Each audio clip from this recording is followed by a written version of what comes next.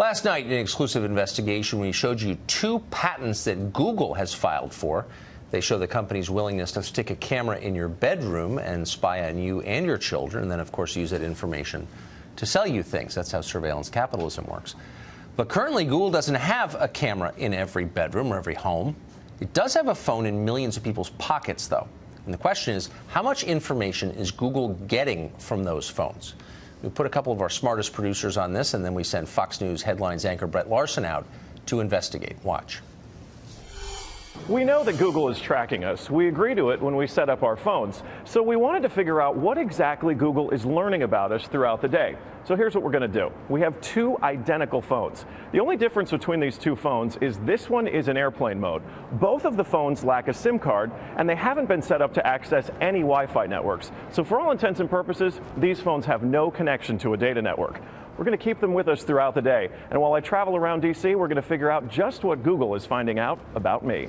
Our first stop, Sim's convenience store, just outside our Fox bureau, for a quick coffee. From there, we took a walk to the Capitol and took a quick walk around the Senate office buildings, and then decided to hop in a car and head around town. Hello. We're going to the Children's Hospital, please. To run our test, we had to do more than walk the block, so we took a tour around our nation's capital. First, due north to the Children's National Medical Center Hospital, then west to St. Albans School and the National Cathedral.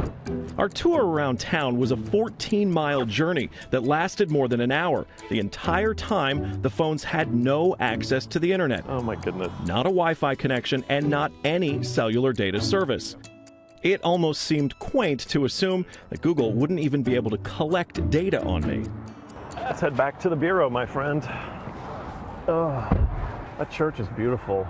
Google's business model is simple. Collect data on its users and then use that data to sell targeted ads. It's a business model called surveillance capitalism. But does that critical data collection work even when your phones aren't connected? So we're back here at our Fox Bureau in D.C., and we've got both of our phones exactly how we left with them. The only difference, really, I snapped a couple of bad selfies at the National Cathedral.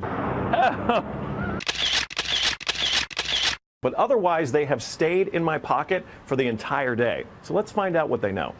This is our man-in-the-middle device. It's basically a Wi-Fi network that these phones are going to connect to once we turn their Wi-Fi on. It's going to pass data through it on the way to Google. But on the way, we're actually going to get a copy of the same data that Google's going to get. We'll be able to decrypt it and then find out where we've been throughout the day. Within minutes, the numbers rolled in. The phone that wasn't on airplane mode registered more than 100 locations, 130 activities, and even 152 barometric readings. As soon as it hooked up to our Wi-Fi, it transmitted 300 kilobytes of data straight to Google. The phone even logged our exact locations, tracking us all around town, the Capitol, the hospital, the school, and the cathedral. Now, you may notice what's missing here is the exact route that we took, but it got that data too. It knows when I got out of the car. The metadata has a time log down to the very second, tracking everything when they think that you're walking, riding, and yes, even getting out of the car. Okay, so you're thinking, this isn't a big deal. I'll just put my phone in airplane mode. Yeah, we thought of that too. This is the other phone that we had with us that no SIM card also remained in airplane mode the entire time. Let's see what kind of data it captured.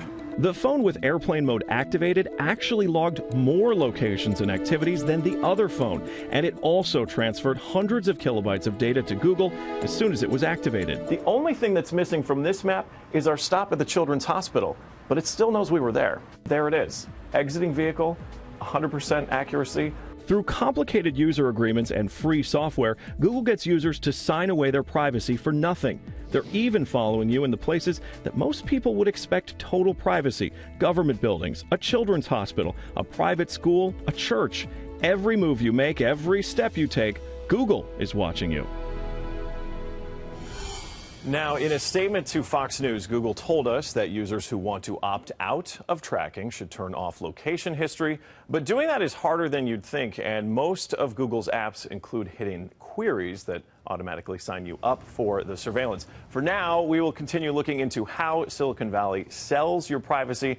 But until then, just remember, when you're using a free online service, you're probably not the customer. You're actually the product. Tucker? Shocking. With Yeah. airplane mode on, they are still following everything you do, and it automatically updates them.